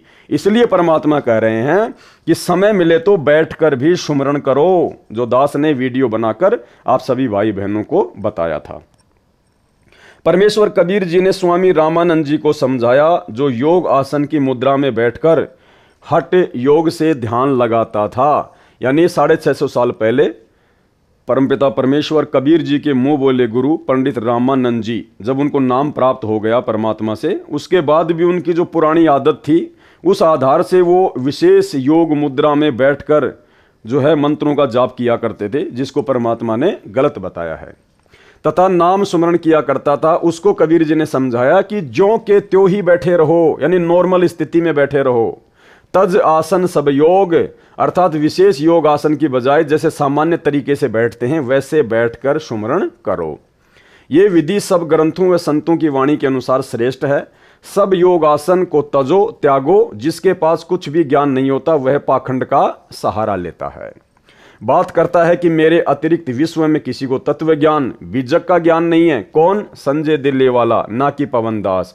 आपको इस पूरी 80 पेज की पुस्तक में पवन दास के किसी भी पाखंड का, किसी भी अज्ञान का, किसी भी ढोंग का गुरुजी के द्वारा एक भी खुलासा नहीं किया गया है। एक भी कोई प्रमाण पवन दास के अज्ञान, पाखंड या ढोंग के खिलाफ सतगुरु रामपाल जी भगवान ने इस पुस्तक में नहीं लिखा है। जबकि संजय दिल्ली वाला और संजय दिल्ली वाले को आधार बनाकर अपने कलयुगी परिवार और सतलोक आश्रम मैनेजमेंट हरियाणा के अज्ञान और पाखंड को परमात्मा ने इस पुस्तक में लिखा है। बात करता है कि मेरे अतिरिक्त विश्व में किसी को तत्व ज्ञान बीजक ज्ञान नहीं है। ऐसे पापियों के लिए संत गरीबदास जी ने कहा है कि गरीब पंथों के लश्कर फिरें, वाणी चोर कठोर, सतलोक धाम ना पहुंचेंगे ये 84 के ढोर। गरीब बीजक की बाता कहें, बीजक नाही हाथ, पृथ्वी डुबोवन उतरे कहकर मीठी बात। गरीब बीजक की बाता कहें, बीजक नाही पास, औरों को क्या ज्ञान बतावे, आप ही जावे निराश। अर्थात परमात्मा कबीर जी की वाणी को सुनकर उसी आधार से अपने को तत्वदर्शी संत बताने वाले वाणियों का गलत अर्थ करने वाले अनेकों पंथों के मुखिया हैं, जैसे ये संजय साकट। एक बार फिर से यहाँ पर संजय के लिए साकट शब्द का यूज किया गया है। जैसे ये संजय साकट दिल्ली सत सुकृत पंथ नाम धरकर झूठा प्रचार कर रहा है। ऐसे मूर्खों की तो लश्कर लंबी लाइन है, ये समझाए से मानते नहीं, कठोर कट्टर बने हैं। ये सतलोक धाम नहीं जा सकते, ये तो 84 लाख प्रकार के प्राणियों की योनि में ढोर पशु बनेंगे। वर्तमान में भी पशु तुल्य है जो गलती किए हैं। फिर कहा है कि जैसे ये संजय साकट अपने को तत्वदर्शी संत कहता है, पवन दास ने कभी भी अपने आप को तत्वदर्शी संत या संत नहीं कहा है। हम तो केवल एक नॉर्मल भगत हैं, परमात्मा की मर्यादाओं में रहकर भक्ति करते हैं, अपना आत्म कल्याण चाहते हैं। फिर कहा है कि जैसे ये संजय साकट अपने को तत्वदर्शी संत कहता है और झूठ बोलता है कि मेरे को तत्व ज्ञान है, मूल ज्ञान गुप्त ज्ञान है, रामपाल को भी नहीं है। इसके विषय में कहा है कि बीजक यानी तत्व ज्ञान, मूल ज्ञान, गुप्त ज्ञान होने की बातें करते हैं, बीजक ज्ञान इनके पास नहीं है। ऐसे नकली पंथों वाले गुरु पृथ्वी के मानव को काल के जाल में फंसाने के लिए ही जन्मे हैं। ये मीठी मीठी बातें बनाकर भोले भक्तों को अपने जाल में फंसा लेते हैं, स्वयं भी नरक में गिरते हैं तथा अनुयायियों को भी नरक में ले जाते हैं। इस प्रकार पृथ्वी डुबो रहे हैं, नाश करने के लिए जन्मे हैं। इनके पास तत्व ज्ञान है ही नहीं तो औरों को ज्ञान क्या बता रहे हैं। ये स्वयं ही निराश जाएंगे, मानव जन्म अपना भी नष्ट करके नरक में जाएंगे। आगे देखिए, संजय दिल्ली कहता है कि न तो महेंद्र दास रामपाल दास का भाई भजन सुमरण करता है, न कमेटी के सदस्य, न रामपाल की संगत का कोई भगत और भगतमती सुमरण करता है।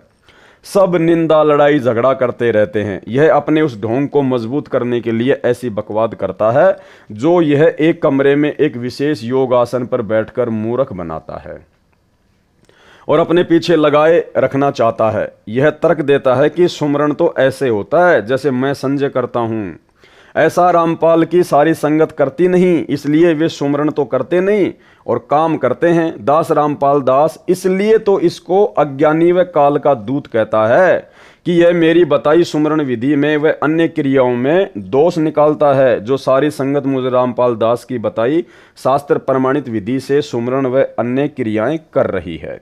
इसका उत्तर, यदि यह साकट संजय दास भी, या फिर से परमात्मा ने संजय के लिए साकट शब्द का प्रयोग किया है, ना कि पवन दास के लिए। यदि यह साकट संजय दास भी अन्य संगत की तरह भजन सुमरण कर लेता तो इसके मन में यह दोष उत्पन्न नहीं होता और यह गुरुद्रोही की पदवी प्राप्त नहीं करता। कौन? संजय दिल्ली वाला, ना कि पवन दास। अपना कल्याण करवाना ही उद्देश्य रखता, गुरु मर्यादा में चलता, जन्म सफल कर लेता। आगे देखिए, संजय साकट दिल्ली दास रामपाल दास अपने गुरु की क्रियाओं में दोष निकालता है, ना कि पवन दास के लिए कहा गया है, क्योंकि पवन दास कभी भी अपने गुरुदेव की किसी भी क्रिया में दोष सपने में भी नहीं निकाल सकता। कहता है कि कमेटी वाले जो दास रामपाल के विश्वास पात्र हैं उनके विषय में कहता है कि जो कमेटी वाले हैं वे 2100 रुपए एक ज्योति के लेते हैं। 1 किलो देसी घी 600 रुपए का आता है, शेष कमेटी वाले अपनी जेब में रख लेते हैं। भगत भगतमती जो दान करते हैं मेरी रामपाल की आज्ञा से करते हैं, ये देखना मेरा काम है कि वह दान में आया पैसा कहाँ जा रहा है। आपने मेरे को दान किया है। बिल्कुल हमने सतगुरु रामपाल जी भगवान को दान नहीं किया है, ना ही वर्तमान में लोग संत रामपाल जी को दान कर रहे हैं, क्योंकि ये परीक्षा का समय है और कोई भी व्यक्ति अपने पूज्य गुरुदेव सतगुरु रामपाल जी से हिसार जेल में जाकर उनकी आज्ञा लेकर दान नहीं कर रहा है। सतलोक आश्रम मैनेजमेंट हरियाणा को जितने भी भगत ज्योति पाठ और दान का पैसा देते हैं या जमीन दान कर रहे हैं, वे गुरुदेव भगवान से आज्ञा लेकर दान नहीं कर रहे हैं। इसलिए यहाँ पर ये हमारे बुद्धि और विवेक की छोटी सी एक परीक्षा ली है परमात्मा ने। ये देखना मेरा काम है कि वह दान में आया पैसा कहाँ जा रहा है। आपने मेरे को दान किया है जी नहीं, हमने अपनी अज्ञानता और नादानी में, यानी सतलोक आश्रमों से जुड़ी हुई संगत अपनी अज्ञानता और नादानी में गुरुदेव के परिवार के ऊपर जो कि काल प्रेरित है, उनके द्वारा किस प्रकार से भक्तों के दान का दुरुपयोग किया जा रहा है सबके सामने है। उनके सारे कुकर्म सार्वजनिक हैं।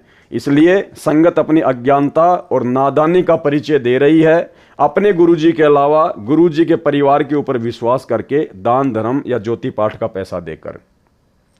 तो यहां पर जो दान का पैसा है वो गुरुदेव को नहीं दिया जा रहा, ये दान का पैसा तो उन काल एजेंटों को दिया जा रहा है जो काल प्रेरित हैं और आए दिन परमात्मा के ज्ञान और विधान के खिलाफ ही कुकर्म करते रहते हैं।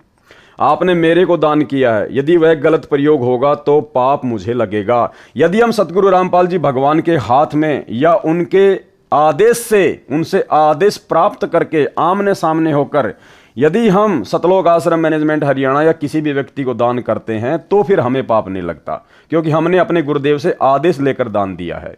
उसके बाद दान का दुरुपयोग करने वाला दोषी होगा, ना कि दान देने वाला।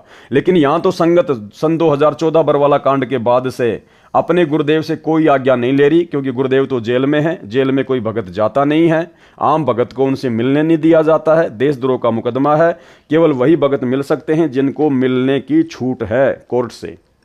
इसलिए पूरी की पूरी संगत अपने गुरुदेव के ज्ञान और विधान के विपरीत इन कुपात्रों को, काल एजेंटों को इन आश्रमों में ज्योति पाठ और दान का पैसा देकर परमात्मा की दोषी हो रही है। आपको इसका पूरा लाभ मिलेगा। यह साकट संजय कौन होता है मेरे अनुयायियों के लिए दान की देखरेख करने वाला? उसने आज तक 2 रुपए दान नहीं किए हैं। मैं संजय 4500 रुपए में 11 ज्योति जलाता हूं। कौन कहता है? संजय दिल्ली वाला। इसका उत्तर यह है, इसके द्वारा जलाई ज्योति व लगाए भोग से कोई लाभ दानकर्ता को नहीं होना, भाड़ में धन जलाने वाली बात है। एक ज्योति में दास रामपाल दास 1.25 किलोग्राम देसी घी का हवन करवाता है। यदि घी 600 रुपये प्रति किलोग्राम माने तो भी 1.25 किलोग्राम घी की कीमत 750 रुपये हुई। कितने? 750 रुपये। यह 11 ज्योति 4500 रुपये में लगाता है, तो निर्धारित घी की मात्रा 1.25 किलोग्राम घी प्रति ज्योति के हिसाब से पूरी नहीं होती है। 1.25 किलोग्राम घी के हिसाब से 11 ज्योतियों की कीमत कितनी होती है? 8250 रुपये बनती है। यह लेता है, वह इससे लगभग आधी है। अधूरा ओछा व्यक्ति अधूरे ओछे काम ही करता है। जैसे 1 एकड़ जमीन में 40 किलोग्राम गेहूं का बीज बोना निर्धारित मात्रा में है, जो पूरा लाभ देता है। यदि कोई 1 एकड़ जमीन में 20 किलोग्राम गेहूं का बीज डालने की राय किसान को देता है तथा तर्क देता है कि रामपाल तो 40 किलो गेहूं डालने को कहता है, वह आधे गेहूं अपने घर ले जाता है। मैं संजय 20 किलो ही डलवाता हूं, देखो पूरा लाभ थोड़े से बीज से ही दिला देता हूं। यह तर्क कितना गलत है, भगत जन स्वयं विचार करें। ये अधिकारी भी नहीं है, जिस कारण से उसके द्वारा करवाए गए अनुष्ठान का कोई लाभ मिलना बिना अधिकारी से करवाया गया धार्मिक अनुष्ठान व्यर्थ है।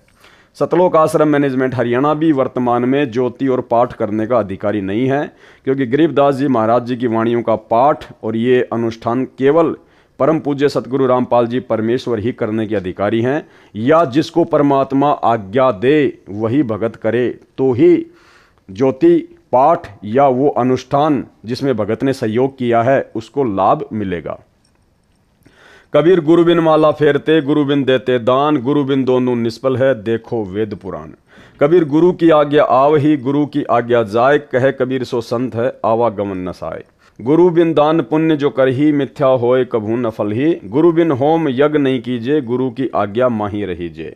गुरु से ही सदा हित जानो क्यों भूले तुम चतुर सयानो। यानी गुरुदेव संकेत कर रहे हैं कि हे सतलोक आश्रम मैनेजमेंट हरियाणा से जुड़े हुए नादान भक्तों और संजय गुरुद्रोही से जुड़े हुए नादान भक्तों, अपने आप में तुम क्यों शाणे बन रहे हो? अपने गुरुजी के अलावा किसी और को दान धर्म देकर परमात्मा के दोषी क्यों बन रहे हो?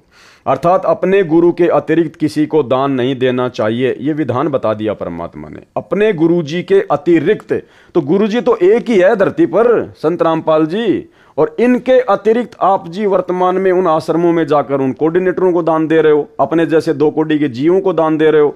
और वाणी क्या कह रही है? अपने गुरु के अतिरिक्त, यानी गुरु जी के अतिरिक्त किसी भी भगत को, वो चाहे उनका बेटा हो, चाहे बेटी हो, चाहे भाई हो, चाहे कोऑर्डिनेटर हो, किसी को भी दान देने के लिए गुरुदेव ने सख्त मना किया है।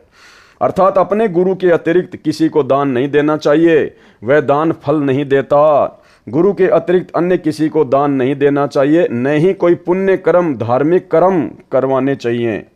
धार्मिक कर्म यानी पाठ, हवन, जो कि 90% संगत सतलोक आश्रमों में अपने जैसे 2 कोटि के जीवों से करवा रही है, जो भक्ति विधान अनुसार सही नहीं है। गुरु का आज्ञाकारी भगत सफल होता है, वह सही भगत है, उसका आवागमन जन्म मरण का चक्र समाप्त हो जाएगा। गुरु जी की आज्ञा से सर्व धर्म कर्म करो। मेरी रामपाल दास की आज्ञा से ज्योति व पाठ के रूपे मेरे द्वारा नियुक्त विश्वास पात्र भगत लेते हैं। ये परमेश्वर ने बोलना पड़ेगा यहाँ पे, क्योंकि इन लोगों ने सतगुरु रामपाल जी परमेश्वर जी से काल प्रेरणा से अपनी तरफ से जेल में जाकर उनको सलाह देकर इस प्रकार से ये पाठ वगैरह करने का आदेश प्राप्त किया है, ना कि सतगुरु रामपाल जी भगवान ने अपनी मर्जी से उनको पाठ या अन्य धार्मिक अनुष्ठान करने का आदेश दिया है। इस बात को हमने समझना होगा। लिखते हैं, दास को बताते हैं, आशीर्वाद लेते हैं, तब उस धर्म कर्म को करते हैं जो सबको यथार्थ लाभ देता है। हे चातुर व्यक्तियों, क्यों शाने बनकर यथार्थ भक्ति मार्ग को भूले हो? गुरु से ही सदा अपना हित मानो, यानी गुरु जी से ही धर्म कर्म करवाना हितकर लाभदायक है, इसी में अपना हित या भला समझो। ये परमात्मा आश्रमों से जुड़ी हुई संगत को और संजय से जुड़ी हुई संगत को सावधान कर रहे हैं। दास रामपाल दास 69 वर्ष का हो चुका है। सतलोक जाने से पहले जो क्रियाएं संगत ने करनी है उनका अभ्यास करवा रहा हूं। यानी हिसार जेल में बैठकर परमात्मा हमारा यही अभ्यास करवा रहा है। हमारी भक्ति क्रियाओं को पल पल सीसीटीवी कैमरे की तरह हमारे हृदय कमल में बैठकर अंतर्यामी सतगुरु रामपाल जी भगवान देख रहे हैं। पल पल उनकी नज़र है कि हम क्या कर रहे हैं, क्या नहीं कर रहे हैं, गुरु जी ने क्या समझाया था और हम क्या करने लग गए। तो इस प्रकार से अपने जैसे जीवों को ज्योति पाठ का पैसा देना, उनको ज़मीन के लिए पैसा देना, आश्रम के लिए ज़मीन देना, ये सब कुछ परमात्मा ने रिजेक्ट कर दिया। और क्या कह रहे हैं? दास रामपाल दास 69 वर्ष का हो चुका है। सतलोक जाने से पहले जो क्रियाएं संगत ने करनी है उनका अभ्यास करवा रहा हूं। यानी वर्तमान समय हमारी परीक्षा का है। परमात्मा कहेंगे कुछ भी नहीं, लेकिन देख सब कुछ रहे हैं कि कौन भगत मेरे ज्ञान आधार से चल रहा है और कौन मेरे परिवार के पीछे आंख बंद करके काल प्रेरणा से चल रहा है। इसी बात का डर था कि संजय जैसे जालिम संगत को पथ भ्रष्ट ना कर दें। पवनदास का नाम नहीं है। इसकी तरह नकली गुरु बनकर संगत को काल जाल में न डालें, जो यह मेरे सामने ही बकवाद कर रहा है। गुरु बनकर आशीर्वाद देने लगा है, यह काल प्रेरित है, काल का दूत है। कौन? संजय दिल्ली वाला, ना कि पवनदास। इससे बचो। जो भगत भगतमती इतना सतर्क करने के पश्चात भी इनके पीछे लगे हैं, उनको कैसे बचाया जाए और कौन सा ज्ञान समझाया जाए? उनको तो ये संदेश है जो संत गरीबदास जी ने कहा है कि चेतावनी में तो कसर नहीं छोड़ी और क्या देऊं गाली, कि समझाने में तो 30 साल हो गई, मैंने कोई कसर नहीं छोड़ी, अब क्या तुम्हारी को गालियां दूं, तब जाके समझ में आएगा कि क्या करना चाहिए और क्या नहीं करना चाहिए। तो भाई सतलोक आश्रमों से जुड़ी हुई संगत को समझना चाहिए भाई। यहाँ ये सारी बातें केवल संजय गुरुद्रोही को आधार बनाकर परमात्मा सतलोक आश्रमों से जुड़ी हुई संगत को समझाना चाह रहे हैं, क्योंकि संजय दिल्ली वाले के पीछे कोई ज्यादा भगत नहीं लगे हुए, मुश्किल से 15-20 भगत हैं, बाकी फालतू के लोग जुड़े हुए हैं। इसलिए परमात्मा को उसकी चिंता नहीं है, उसके पीछे लगे हुए नादान भक्तों की कोई टेंशन नहीं है। परमात्मा को मुख्य चिंता है सतलोक आश्रम मैनेजमेंट हरियाणा, अर्थात अपने कलयुगी परिवार के पीछे जुड़ी हुई लाखों करोड़ों की संगत की। भोली आत्माओं को काल के दूतों से बचाने के लिए संत गरीबदास जी ने ढेर सारी वाणी अमृत ज्ञान बोला, फिर भी काल के दूतों से चिपके हैं। उनसे दुखी होकर कहा है कि तुम ज्ञान से नहीं मानते तो क्या तुम्हें गाली दूं? यानी नरक जाने से बचो, अज्ञानियों को छोड़कर पूर्ण संत से दीक्षा लो। गरीब चातुर प्राणी चोर हैं, मूड मुगध हैं ठोट, संतों के नहीं काम के, इनको दो गढ़ जोट। संजय दिल्ली चातुर प्राणी है, यह मेरे ज्ञान को चुराकर कपट युक्त तर्क देकर चतुरता दिखाता है, सत्य को छुपाता है। इसलिए संत गरीबदास जी ने ऐसे व्यक्तियों को चातुर व चोर कहा है, तथा जो मेरे भगत भगतमती इसके जाल में फंसे हैं वे मूढ़ अर्थात मूर्ख मुगध ठोट पत्थर हैं, ये संतों के काम के नहीं होते, इनको दो गढ़ जोट। इन दोनों को, संजय व उसके साथ लगे मेरे भक्तों को, एक ही रस्से से गले बांध दो, अर्थात ये दोनों नरक में जाने योग्य हैं, ये समझाने से भी नहीं मानते, ये इसी के साथ रहने योग्य हैं, दोनों इकट्ठे पशु बनेंगे। ये परमात्मा का विधान है जो गुरु मर्यादा तोड़कर भक्ति तथा धार्मिक क्रियाएं करते करवाते हैं। तो भाई गुरु मर्यादा तोड़कर ही सतलोक आश्रम मैनेजमेंट हरियाणा वर्तमान में लाखों की संगत से तमाम भक्ति क्रियाएं करवा रहा है। गांव धनाना में भक्तों के दान से 50 लाख रुपए का बैडमिंटन का स्टेडियम बनाना परमात्मा का भक्ति विधान तोड़ना है। अपने धार्मिक धंधे के लिए, अपने आश्रम चलाने के लिए, गांव वालों को खुश रखने के लिए धनाना गांव में सतलोक आश्रम वालों के द्वारा बसें चलाना, एम्बुलेंस चलाना, उनके लिए रोडे बनाना, ये सब कुछ गुरु मर्यादा तोड़ने के अंतर्गत ही आता है। हरियाणा के जाट आरक्षण में लाखों की संगत को बैठाना, उनको पात्रों को चंदे के रूप में करोड़ों रुपया दान का देना, ये भी गुरु मर्यादा तोड़वाने के अंतर्गत ही आता है। राजस्थान के गैंगस्टर आनंदपाल सिंह की सीबीआई जांच का समर्थन करवाना, भक्तों को उसकी रैलियों में भेजना, और राजपूत करणी सेना को, जो कि एक राजनीतिक सामाजिक संगठन है, उसको 5 लाख रुपए चंदे के रूप में राजस्थान के अजमेर की रैली में नगद देना, ये परमात्मा की भक्ति और मर्यादा तुड़वाने के अंतर्गत ही आता है। इसके अलावा और भी ना जाने कितने कुकर्म, जिनकी लिस्ट बहुत लंबी है, जो दास समय समय पर आपको बताता रहता है, जो सतलोक आश्रम मैनेजमेंट हरियाणा के द्वारा काल प्रेरणा से करवाए जाते हैं, ये सब कुछ मर्यादा तोड़ने के अंतर्गत ही आता है। तो गुरुदेव यहाँ क्या इशारा कर रहे हैं? जो गुरु मर्यादा तोड़कर भक्ति तथा धार्मिक क्रियाएं करते और करवाते हैं, उनको आध्यात्मिक लाभ नहीं मिलता, जिस कारण से ये सब पशु योनियों में जाते हैं। तो भाई समझना संगत ने है जो सतलोक आश्रम वालों के पीछे अंधी होके चल रही है। संजय दिल्ली का उद्देश्य है कि मेरे भोले भक्तों को मेरे द्वारा लिखी पुस्तकों को कमेटी वालों द्वारा लिखी बताकर मेरे ज्ञान में दोष निकालना और अपने संपर्क में आए मेरे भक्तों को भ्रमित करके अपने को विद्वान सिद्ध करना। यह चतुरता करता है, मेरा नाम नहीं लेता कि उसकी लिखी पुस्तक में यह त्रुटि है, कमेटी वालों का नाम लेता है। इसको पता है कि यदि रामपाल का नाम लिया तो तेरी एक बात नहीं सुनेंगे। ये साकट एक पुस्तक तो लिखे, पता चले कि इसका तत्व ज्ञान मेरे से भिन्न कौन सा है।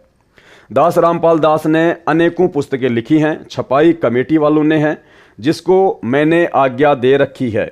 उनमें से एक जीने की राह पुस्तक भी है, उसमें एक वाणी लिखनी रह गई, उसका अनुवाद लिख दिया। इस संजय साकट ने त्रुटि निकाली। किसने? संजय साकट ने, ना कि पवन दास ने।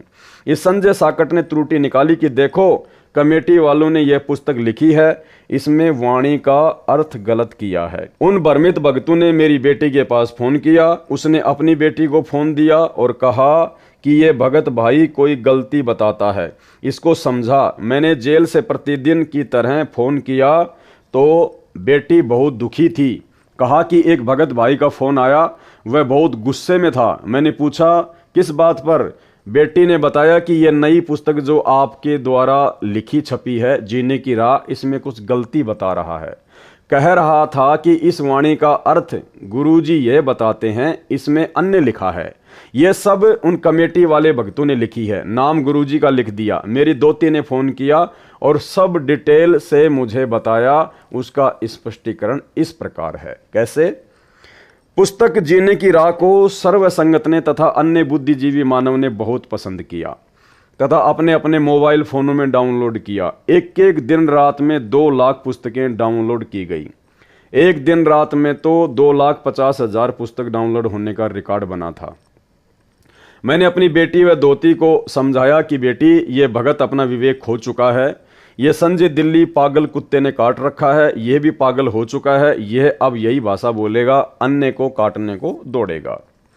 उस पुस्तक में सरलार्थ तो निम्न दोनों वाणियों का लिखा है, परंतु गलती से वाणी नंबर 1 लिखनी छूटी है। उसमें यह उल्लेख है, वाणी नंबर 1, कबीर कथा करो करतार की, सुनो कथा करतार, काम कथा सुनना नहीं रखो नेक विचार। वाणी नंबर 2, कबीर कथा करो करतार की, सुनो कथा करतार, आन कथा सुनना नहीं कहे कबीर विचार। यानी दोनों वाणियों में परमात्मा ने थोड़ा सा ये अंतर कर दिया, ऊपर लिख दिया काम कथा, नीचे लिख दिया आन कथा।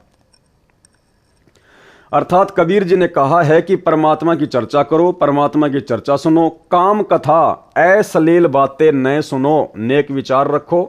वाणी नंबर 1 का अर्थ है परमात्मा की कथा सुनो, परमात्मा की कथा चर्चा करो, इसके अतिरिक्त जो भी बातें करते हो सुनते हो वह व्यर्थ है। ये कबीर जी ने विचार व्यक्त किए। उस भ्रमित भगत ने कहा कि इस वाणी में वाणी नंबर 2 जो जीने की राह पुस्तक में अंकित है, वाणी नंबर 1 लिखनी रह गई। वाणी नंबर 2 में यह कहाँ लिखा है कि अश्लील बातें न सुनो। तुमने अनर्थ कर दिया, अपनी मर्जी से पुस्तकों में लिखा है, ये उलाना दिया उस पागल कुत्ते के काटे पागल भगत ने। उसकी बात बड़ी करें तो यदि एक लाइन यह भी पुस्तक में लिख दी कि अश्लील बातें न करो न सुनो, तो कौन सी गलती कर दी, क्या गलत लिख दिया? यदि वाणी में नहीं है तो भी पुस्तक के विषय के अनुकूल तो है, परंतु जिसको काले चश्मे लगे हों तो उसको धूप में भी बादल छाया दिखाई देती है। संजय साकट मनमाना आचरण करता है। कौन करता है? संजय साकट, ना कि पवन दास। गीता अध्याय 16 श्लोक 23-24 में कहा है कि गुरुजी द्वारा शास्त्र विधि अनुसार धार्मिक क्रियाएं करना लाभ देता है। गुरु जी के विपरीत क्रिया जो शास्त्र विधि त्याग कर की जाती है वह मनमाना आचरण कहा जाता है, जिससे न तो कोई सुख मिलता है न कोई कार्य सिद्ध होता है। यानी अपने इष्ट धाम में जाने के लिए सिद्धि प्राप्त करनी होती है, जो सत्य साधना से स्वतः मिल जाती है। उस सिद्धि का दुरुपयोग नहीं करना होता, सुरक्षित रखनी होती है। वह सिद्धि भी मनमाना आचरण करने से प्राप्त नहीं होती, न उस साधक की गति अर्थात मोक्ष होती है, अर्थात सब साधना व्यर्थ होती है। फिर उसे करो व न करो। यहां पर संजय साकट भ्रमित करने के लिए यह कहकर भ्रम पैदा करता है कि देखो इतने भक्तों को लाभ हुआ है, उनका इंटरव्यू भी इंटरनेट पर चला रहा है। उसका खंडन यह है कि मेहंदीपुर बालाजी धाम व सालासर धाम जाने वाले भी ये सब लाभ बताते हैं, परंतु उनको कभी भी महाकष्ट हो सकता है तथा उनका मोक्ष नहीं हो सकता। मुख्य उद्देश्य मानव जीवन में भक्ति का यही है कि जन्म मरण के चक्कर से मुक्ति मिले, इसलिए शास्त्रों में वर्णित विधि अनुसार साधना कर। आगे देखिए संजय के मनमाने आचरण की जानकारी, ना कि पवन दास के मनमाने आचरण की जानकारी। दास रामपाल दास संध्या आरती करते समय केवल एक ज्योति जलाता है। संजय साकट 5 ज्योति जलाता है। कौन जलाता है? संजय, ना कि पवन दास, ना कि कोई सत्सेवक भाई बहन। दास रामपाल दास केवल पाठ के समय 3 दिन हलवा प्रसाद का भोग बनवाता है। पाठ संपूर्ण होने वाले दिन संगत के लिए भोजन प्रसाद के लिए खीर का प्रसाद बनवाता है, जो विधि विधान है। संजय साकट प्रतिदिन हलवा, खीर, 56 प्रकार का मेवा आदि का प्रसाद बनाता है, जो बकवास है। विशेष संत गरीबदास जी को परमेश्वर कबीर जी मिले थे, उनके द्वारा बताई आध्यात्मिक क्रिया संत गरीबदास जी ने बताई तथा स्वयं उनका पालन किया। दास ने अपने गुरु जी को देखा है कि संत गरीबदास जी ने जो बताया वही क्रिया मेरे गुरुदेव किया करते थे। यह दास उसी शास्त्र विधि अनुसार आचरण का निर्वाह 25 वर्ष से कर तथा करवा रहा है। यदि प्रतिदिन हलवा, खीर व 56 प्रकार के प्रसाद से परमात्मा प्रसन्न होते तो संत गरीबदास जी भी यही करते। संत गरीबदास जी के पास 2500 बीघा लगभग 1475 एकड़ जमीन थी। वे तो सदा ही हलवा, खीर आदि 56 प्रकार के भोग आसानी से लगा सकते थे, परंतु शास्त्र विधि में ऐसा करना नहीं कहा है। संत गरीबदास जी अपने जीवन काल में वर्ष में केवल एक दिन अपना बोध दिवस मनाते थे। हालांकि भाई और बहनों, ये भी वर्तमान में जो 13वां पंथ चल रहा है उस पंथ में जायज नहीं है। क्या कहा परमात्मा ने 12वें पंथ के प्रवर्तक आदरणीय गरीबदास जी के बारे में कि संत गरीबदास जी अपने जीवन काल में वर्ष में केवल एक दिन अपना बोध दिवस मनाते थे। संत गरीबदास जी वर्ष में एक दिन अपना बोध दिवस मनाते थे, लेकिन हम भाई बहनों ने अपना बोध दिवस नहीं मनाना है। हमने केवल अपने परमात्मा सतगुरु रामपाल जी भगवान का 8 सितंबर के दिन प्रकट दिवस ही मनाना है। हम भक्तों का ना कोई जन्मदिन मनाना, ना कोई बोध दिवस मनाना है, क्योंकि यहाँ पर संत गरीबदास जी 12वें पंथ से संबंधित थे। हमने 12वें पंथ की भक्ति क्रियाओं को नहीं करना है, 13वें पंथ की भक्ति क्रियाओं को करना है।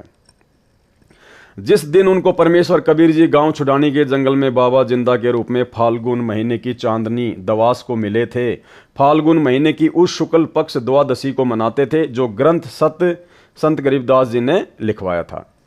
उस हाथ से लिखे उस ग्रंथ का पाठ भी उन्होंने अपने सामने प्रारंभ करवाया था। 3 दिन पाठ चलता था, जो वर्तमान तक परंपरा चली आ रही है। तीनों दिन हलवा प्रसाद बनाया जाता था। सत्य पुरुष व सतगुरु के लिए 2 कटोरियों में भोग निकालकर अलग अलग रखा जाता था। अब आगे देखना भाई और बहनों, उनके सतगुरु व सत्य पुरुष कबीर जी थे। गरीबदास जी के सतगुरु और सत्य पुरुष कौन थे? एक थे। कौन? कबीर जी। तो फिर 2 कटोरियों में अलग अलग हलवा किसके लिए निकाला जाता था?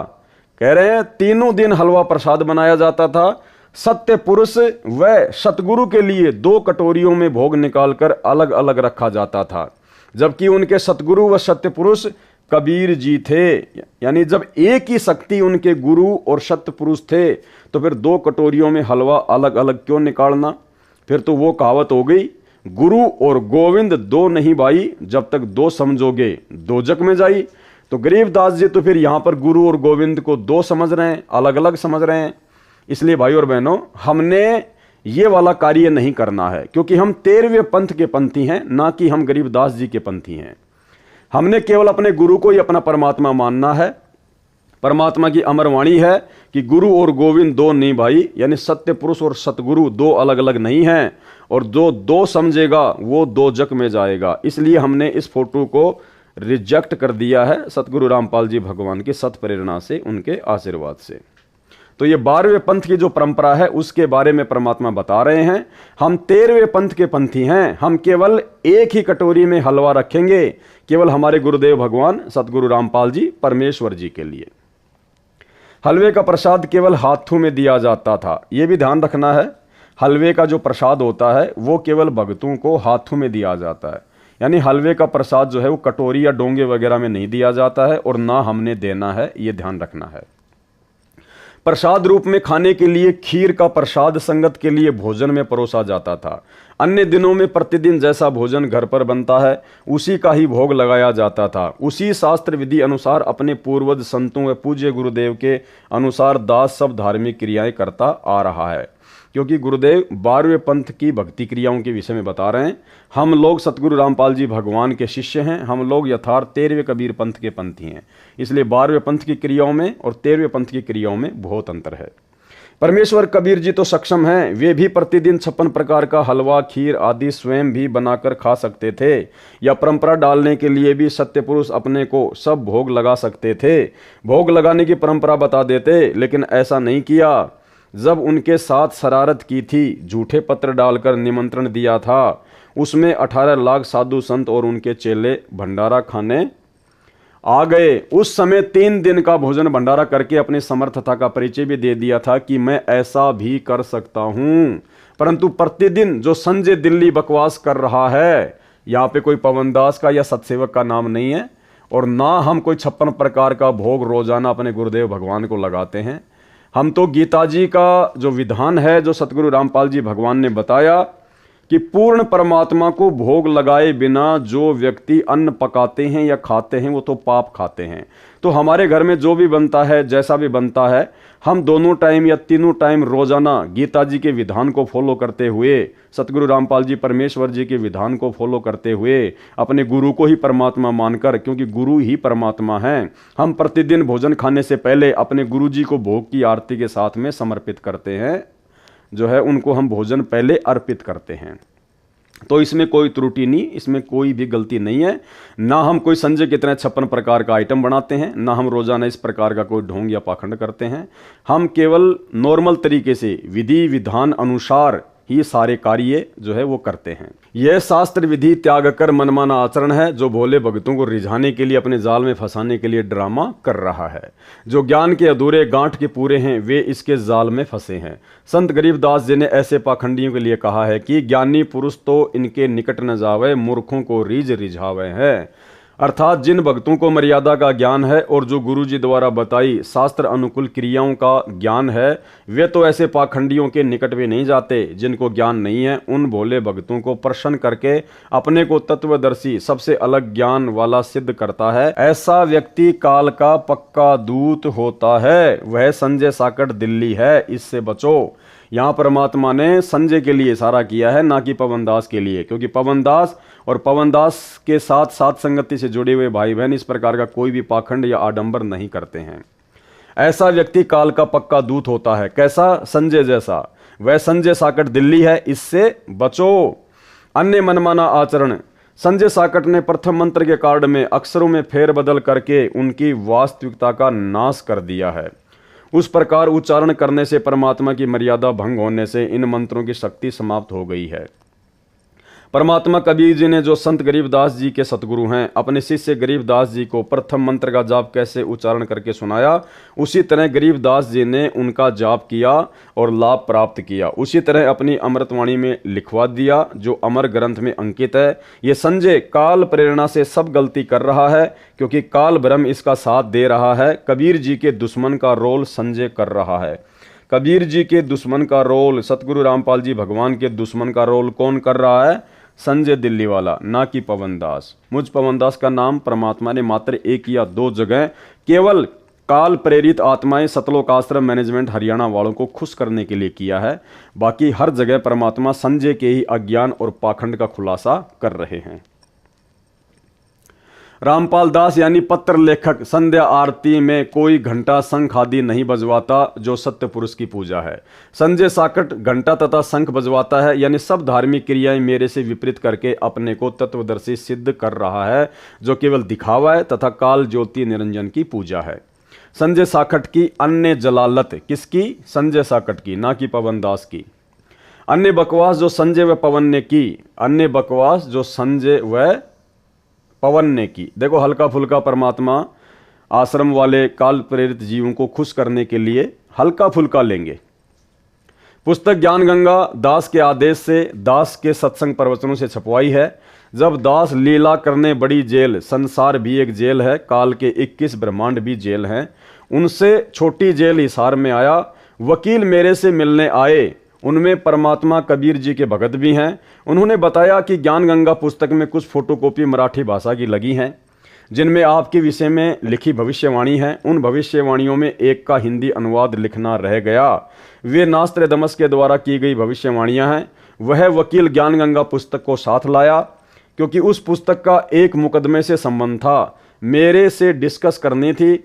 उसने वह मराठी भाषा वाली फोटोकॉपी दिखाई और बोला कि मैंने कंप्यूटर में इसका ट्रांसलेशन देखा। इसका अर्थ है कि उस संत सायरन पर देशद्रोह का मुकदमा भी लगेगा, परंतु झूठा सिद्ध होगा। यदि आपकी आज्ञा हो तो ज्ञान गंगा में इसे भी लिखा दिया जाए। मैंने कहा कि ठीक है। यानी भाई और बहनों, ये बात ये साबित करती है कि सतगुरु रामपाल जी परमेश्वर अपनी तरफ से इस परीक्षा के समय में किसी को कोई भी आदेश नहीं देते हैं। जो भी आदेश उनके बताए जाते हैं उनके परिवार के द्वारा, वे आदेश उनसे जाकर लिए जाते हैं मनमाने आचरण के तहत। ज्ञान गंगा पुस्तक में जो लिखा गया वो भी सतलोक आश्रम मैनेजमेंट हरियाणा का मनमाना आचरण है। गुरुजी की तरफ से कोई आदेश नहीं दिया गया। ये इस पत्र में स्पष्ट तौर पर आपको पढ़ने को मिल रहा है। वकील पुस्तक लेके गया, वकील ने बताया तो गुरुजी ने कहा कि लिखवा दो, बल्कि गुरुजी ने अपनी तरफ से कोई आदेश नहीं दिया। मैंने कहा कि ठीक है, लिखवा दो, इससे अनुयायियों का विश्वास और दृढ़ होगा। उसने बाहर प्रमुख सेवादारों को बताया कि गुरुजी से मेरी डिस्कस हुई है, ज्ञान गंगा पुस्तक में ये लाइन और लिखकर नई पुस्तक छपवाएं। अब देखो, उस वकील ने गुरुजी का आदेश बता दिया, जबकि गुरुजी को वो खुद बता रहा है। सेवादारों ने दास से संपर्क किया, पूछा कि क्या आप जी की आज्ञा है जो ज्ञान गंगा में यह लिखने को वकील जी ने बताया है। दास ने बताया कि मेरे से वकील जी की बात हुई है, यह 2 लाइन और लिखवा दो। हानि भी क्या है। कमेटी वालों ने दास की आज्ञा का पालन किया। नई ज्ञान गंगा पुस्तक छपवाकर वितरित कर दी। वह पुस्तक गुरुद्रोही संजय और पवन को इनके समर्थक ने दी। संजय व पवन ने कहा कि कमेटी वालों ने कितनी बड़ी गलती की है। पहले छपी ज्ञान गंगा में इस पृष्ठ पर यह नहीं लिखा है, नहीं लिखा हुआ था कि देशद्रोह का मुकदमा भी लगेगा। इस नई पुस्तक में छपा दिया। दोनों पुस्तकों के दोनों पृष्ठों की फोटोकॉपियां लगाकर संगत को भड़काने लगे। देखो, कमेटी वालों ने अपनी मर्जी से यह छपा दिया जो गलत है। इस मराठी भाषा का यह अर्थ नहीं बनता। हाय तौबा मचा दी। दास ने इसलिए तो संजय को तथा पवन को गुरुद्रोही घोषित किया है। ये दोनों मेरे शत्रु का काम कर रहे हैं। संजय बकवाद करता है, पवन इसकी बातों पर विश्वास करके कर्म खराब करता है। जबकि पवन दास संजय की किसी भी बात पर कोई विश्वास नहीं करता है। पिछले 7 वर्षों से पवन दास का और संजय का तो संपर्क भी नहीं है। विचार करें, यदि 2 लाइन मान लो कमेटी वालों ने गुरुजी की सच्चाई बताने के लिए लिख भी दी तो संजय साकट को क्यों कष्ट हुआ, क्यों पवन दुखी हुआ? संजय पवन दोनों काल के दूत हैं। इन दोनों की बुद्धि पर काल भ्रम का साया है। इनसे दास रामपाल दास की उभरती छवि देखी नहीं जा रही। ये तो भाई और बहनों आप स्वयं विचार कर लेना सात संगति की वीडियो देख के कि पवन दास से परम पूज्य सतगुरु रामपाल जी भगवान की उभरती हुई छवि देखी जाती है या नहीं देखी जाती है। ये केवल मैनेजमेंट वालों को खुश करने के लिए परमात्मा ने संजय के साथ में दास का नाम जोड़ा है। आग लग जाती है इनके हृदय में। पवित्र कबीर सागर में एक अनुराग सागर अध्याय है। उसमें लिखा है कि कबीर जी ने अपने शिष्य धर्मदास जी को बताया है कि हे धर्मदास, काल ब्रह्म यानी ज्योति निरंजन से मेरा विवाद हुआ। जब मैं सतलोक से चलकर काल लोक में प्रवेश हुआ तब यह मेरी शक्ति देखकर डर तो गया, माफी भी मांगी। मेरे से पूछा कि आप किस लिए आए हो। मैंने बताया कि तूने पूर्ण ब्रह्म सत्य पुरुष का नामो निशान मिटा रखा है, अपने को जगत का कर्ता बता रखा है। तो भाई और बहनों, ये 40 पेज तक कंप्लीट हो गई है पुस्तक। जब जब भूल पड़े, जो कि हिसार जेल से सतगुरु रामपाल जी परमेश्वर जी ने संगत को विशेष रहस्य समझाने की दृष्टि से लिखकर भेजी है। 4 पार्ट इसके कंप्लीट हो चुके हैं और इस पुस्तक से उम्मीद करूंगा आप भाई बहनों को बहुत कुछ समझने को मिला होगा, आपके समझ में भी आया होगा। जो बातें मुझ पवन दास को लेकर सतलोक आश्रम मैनेजमेंट हरियाणा ने संगत में भ्रमणा फैला रखी थी, जिस कारण से बेचारी नादान संगत मुझ पवन दास की वीडियो देखने से डरती थी, घबराती थी। साथ संगति की वीडियो देखने से डरती थी, घबराती थी। उम्मीद करूंगा अभी तक केवल आपने 40 पेज पढ़े हैं। जब आप इसके पूरे 80 पेज पढ़ लेंगे तो आपकी आंखों के आगे से अज्ञानता का पूरा काला चश्मा उतर जाएगा। आपको सब कुछ क्लियर हो जाएगा कि वास्तव में गुरुद्रोही वाला कार्य, परमात्मा के दुश्मन का कार्य तो सतलोक आश्रम मैनेजमेंट हरियाणा और संजय दिल्ली वाला कर रहे हैं, ना कि पवन दास जयपुर वाला। तो आज के इस पार्ट में केवल इतना ही। परमात्मा दया करेंगे, कल रात्रि 9 बजे इसका 5वां पार्ट आप जी को लाइव देखने को मिलेगा। और पहले वाले जितने भी पार्ट हैं, यदि आपने उनको अभी तक नहीं देखा है तो जरूर देखिए, तभी आपको आगे के पार्ट समझ में आएंगे। पहले के वीडियो देखने के लिए आप जी इस वीडियो के ऊपर जो टाइटल है उसमें पहले वाले वीडियो के लिंक दिए हुए हैं, आप जी वहां से भी देख सकते हैं, या मुझ पवन दास के Facebook page Pawan Das is live पर जाकर भी आप जी वीडियो देख सकते हैं। तो आज की साथ संगति में केवल इतना ही। कल रात्रि 9 बजे फिर जुड़िए। तब तक के लिए परमात्मा हम सबको आज्ञा दें। बंदी छोड़ सतगुरु रामपाल जी परमेश्वर जी की जय हो।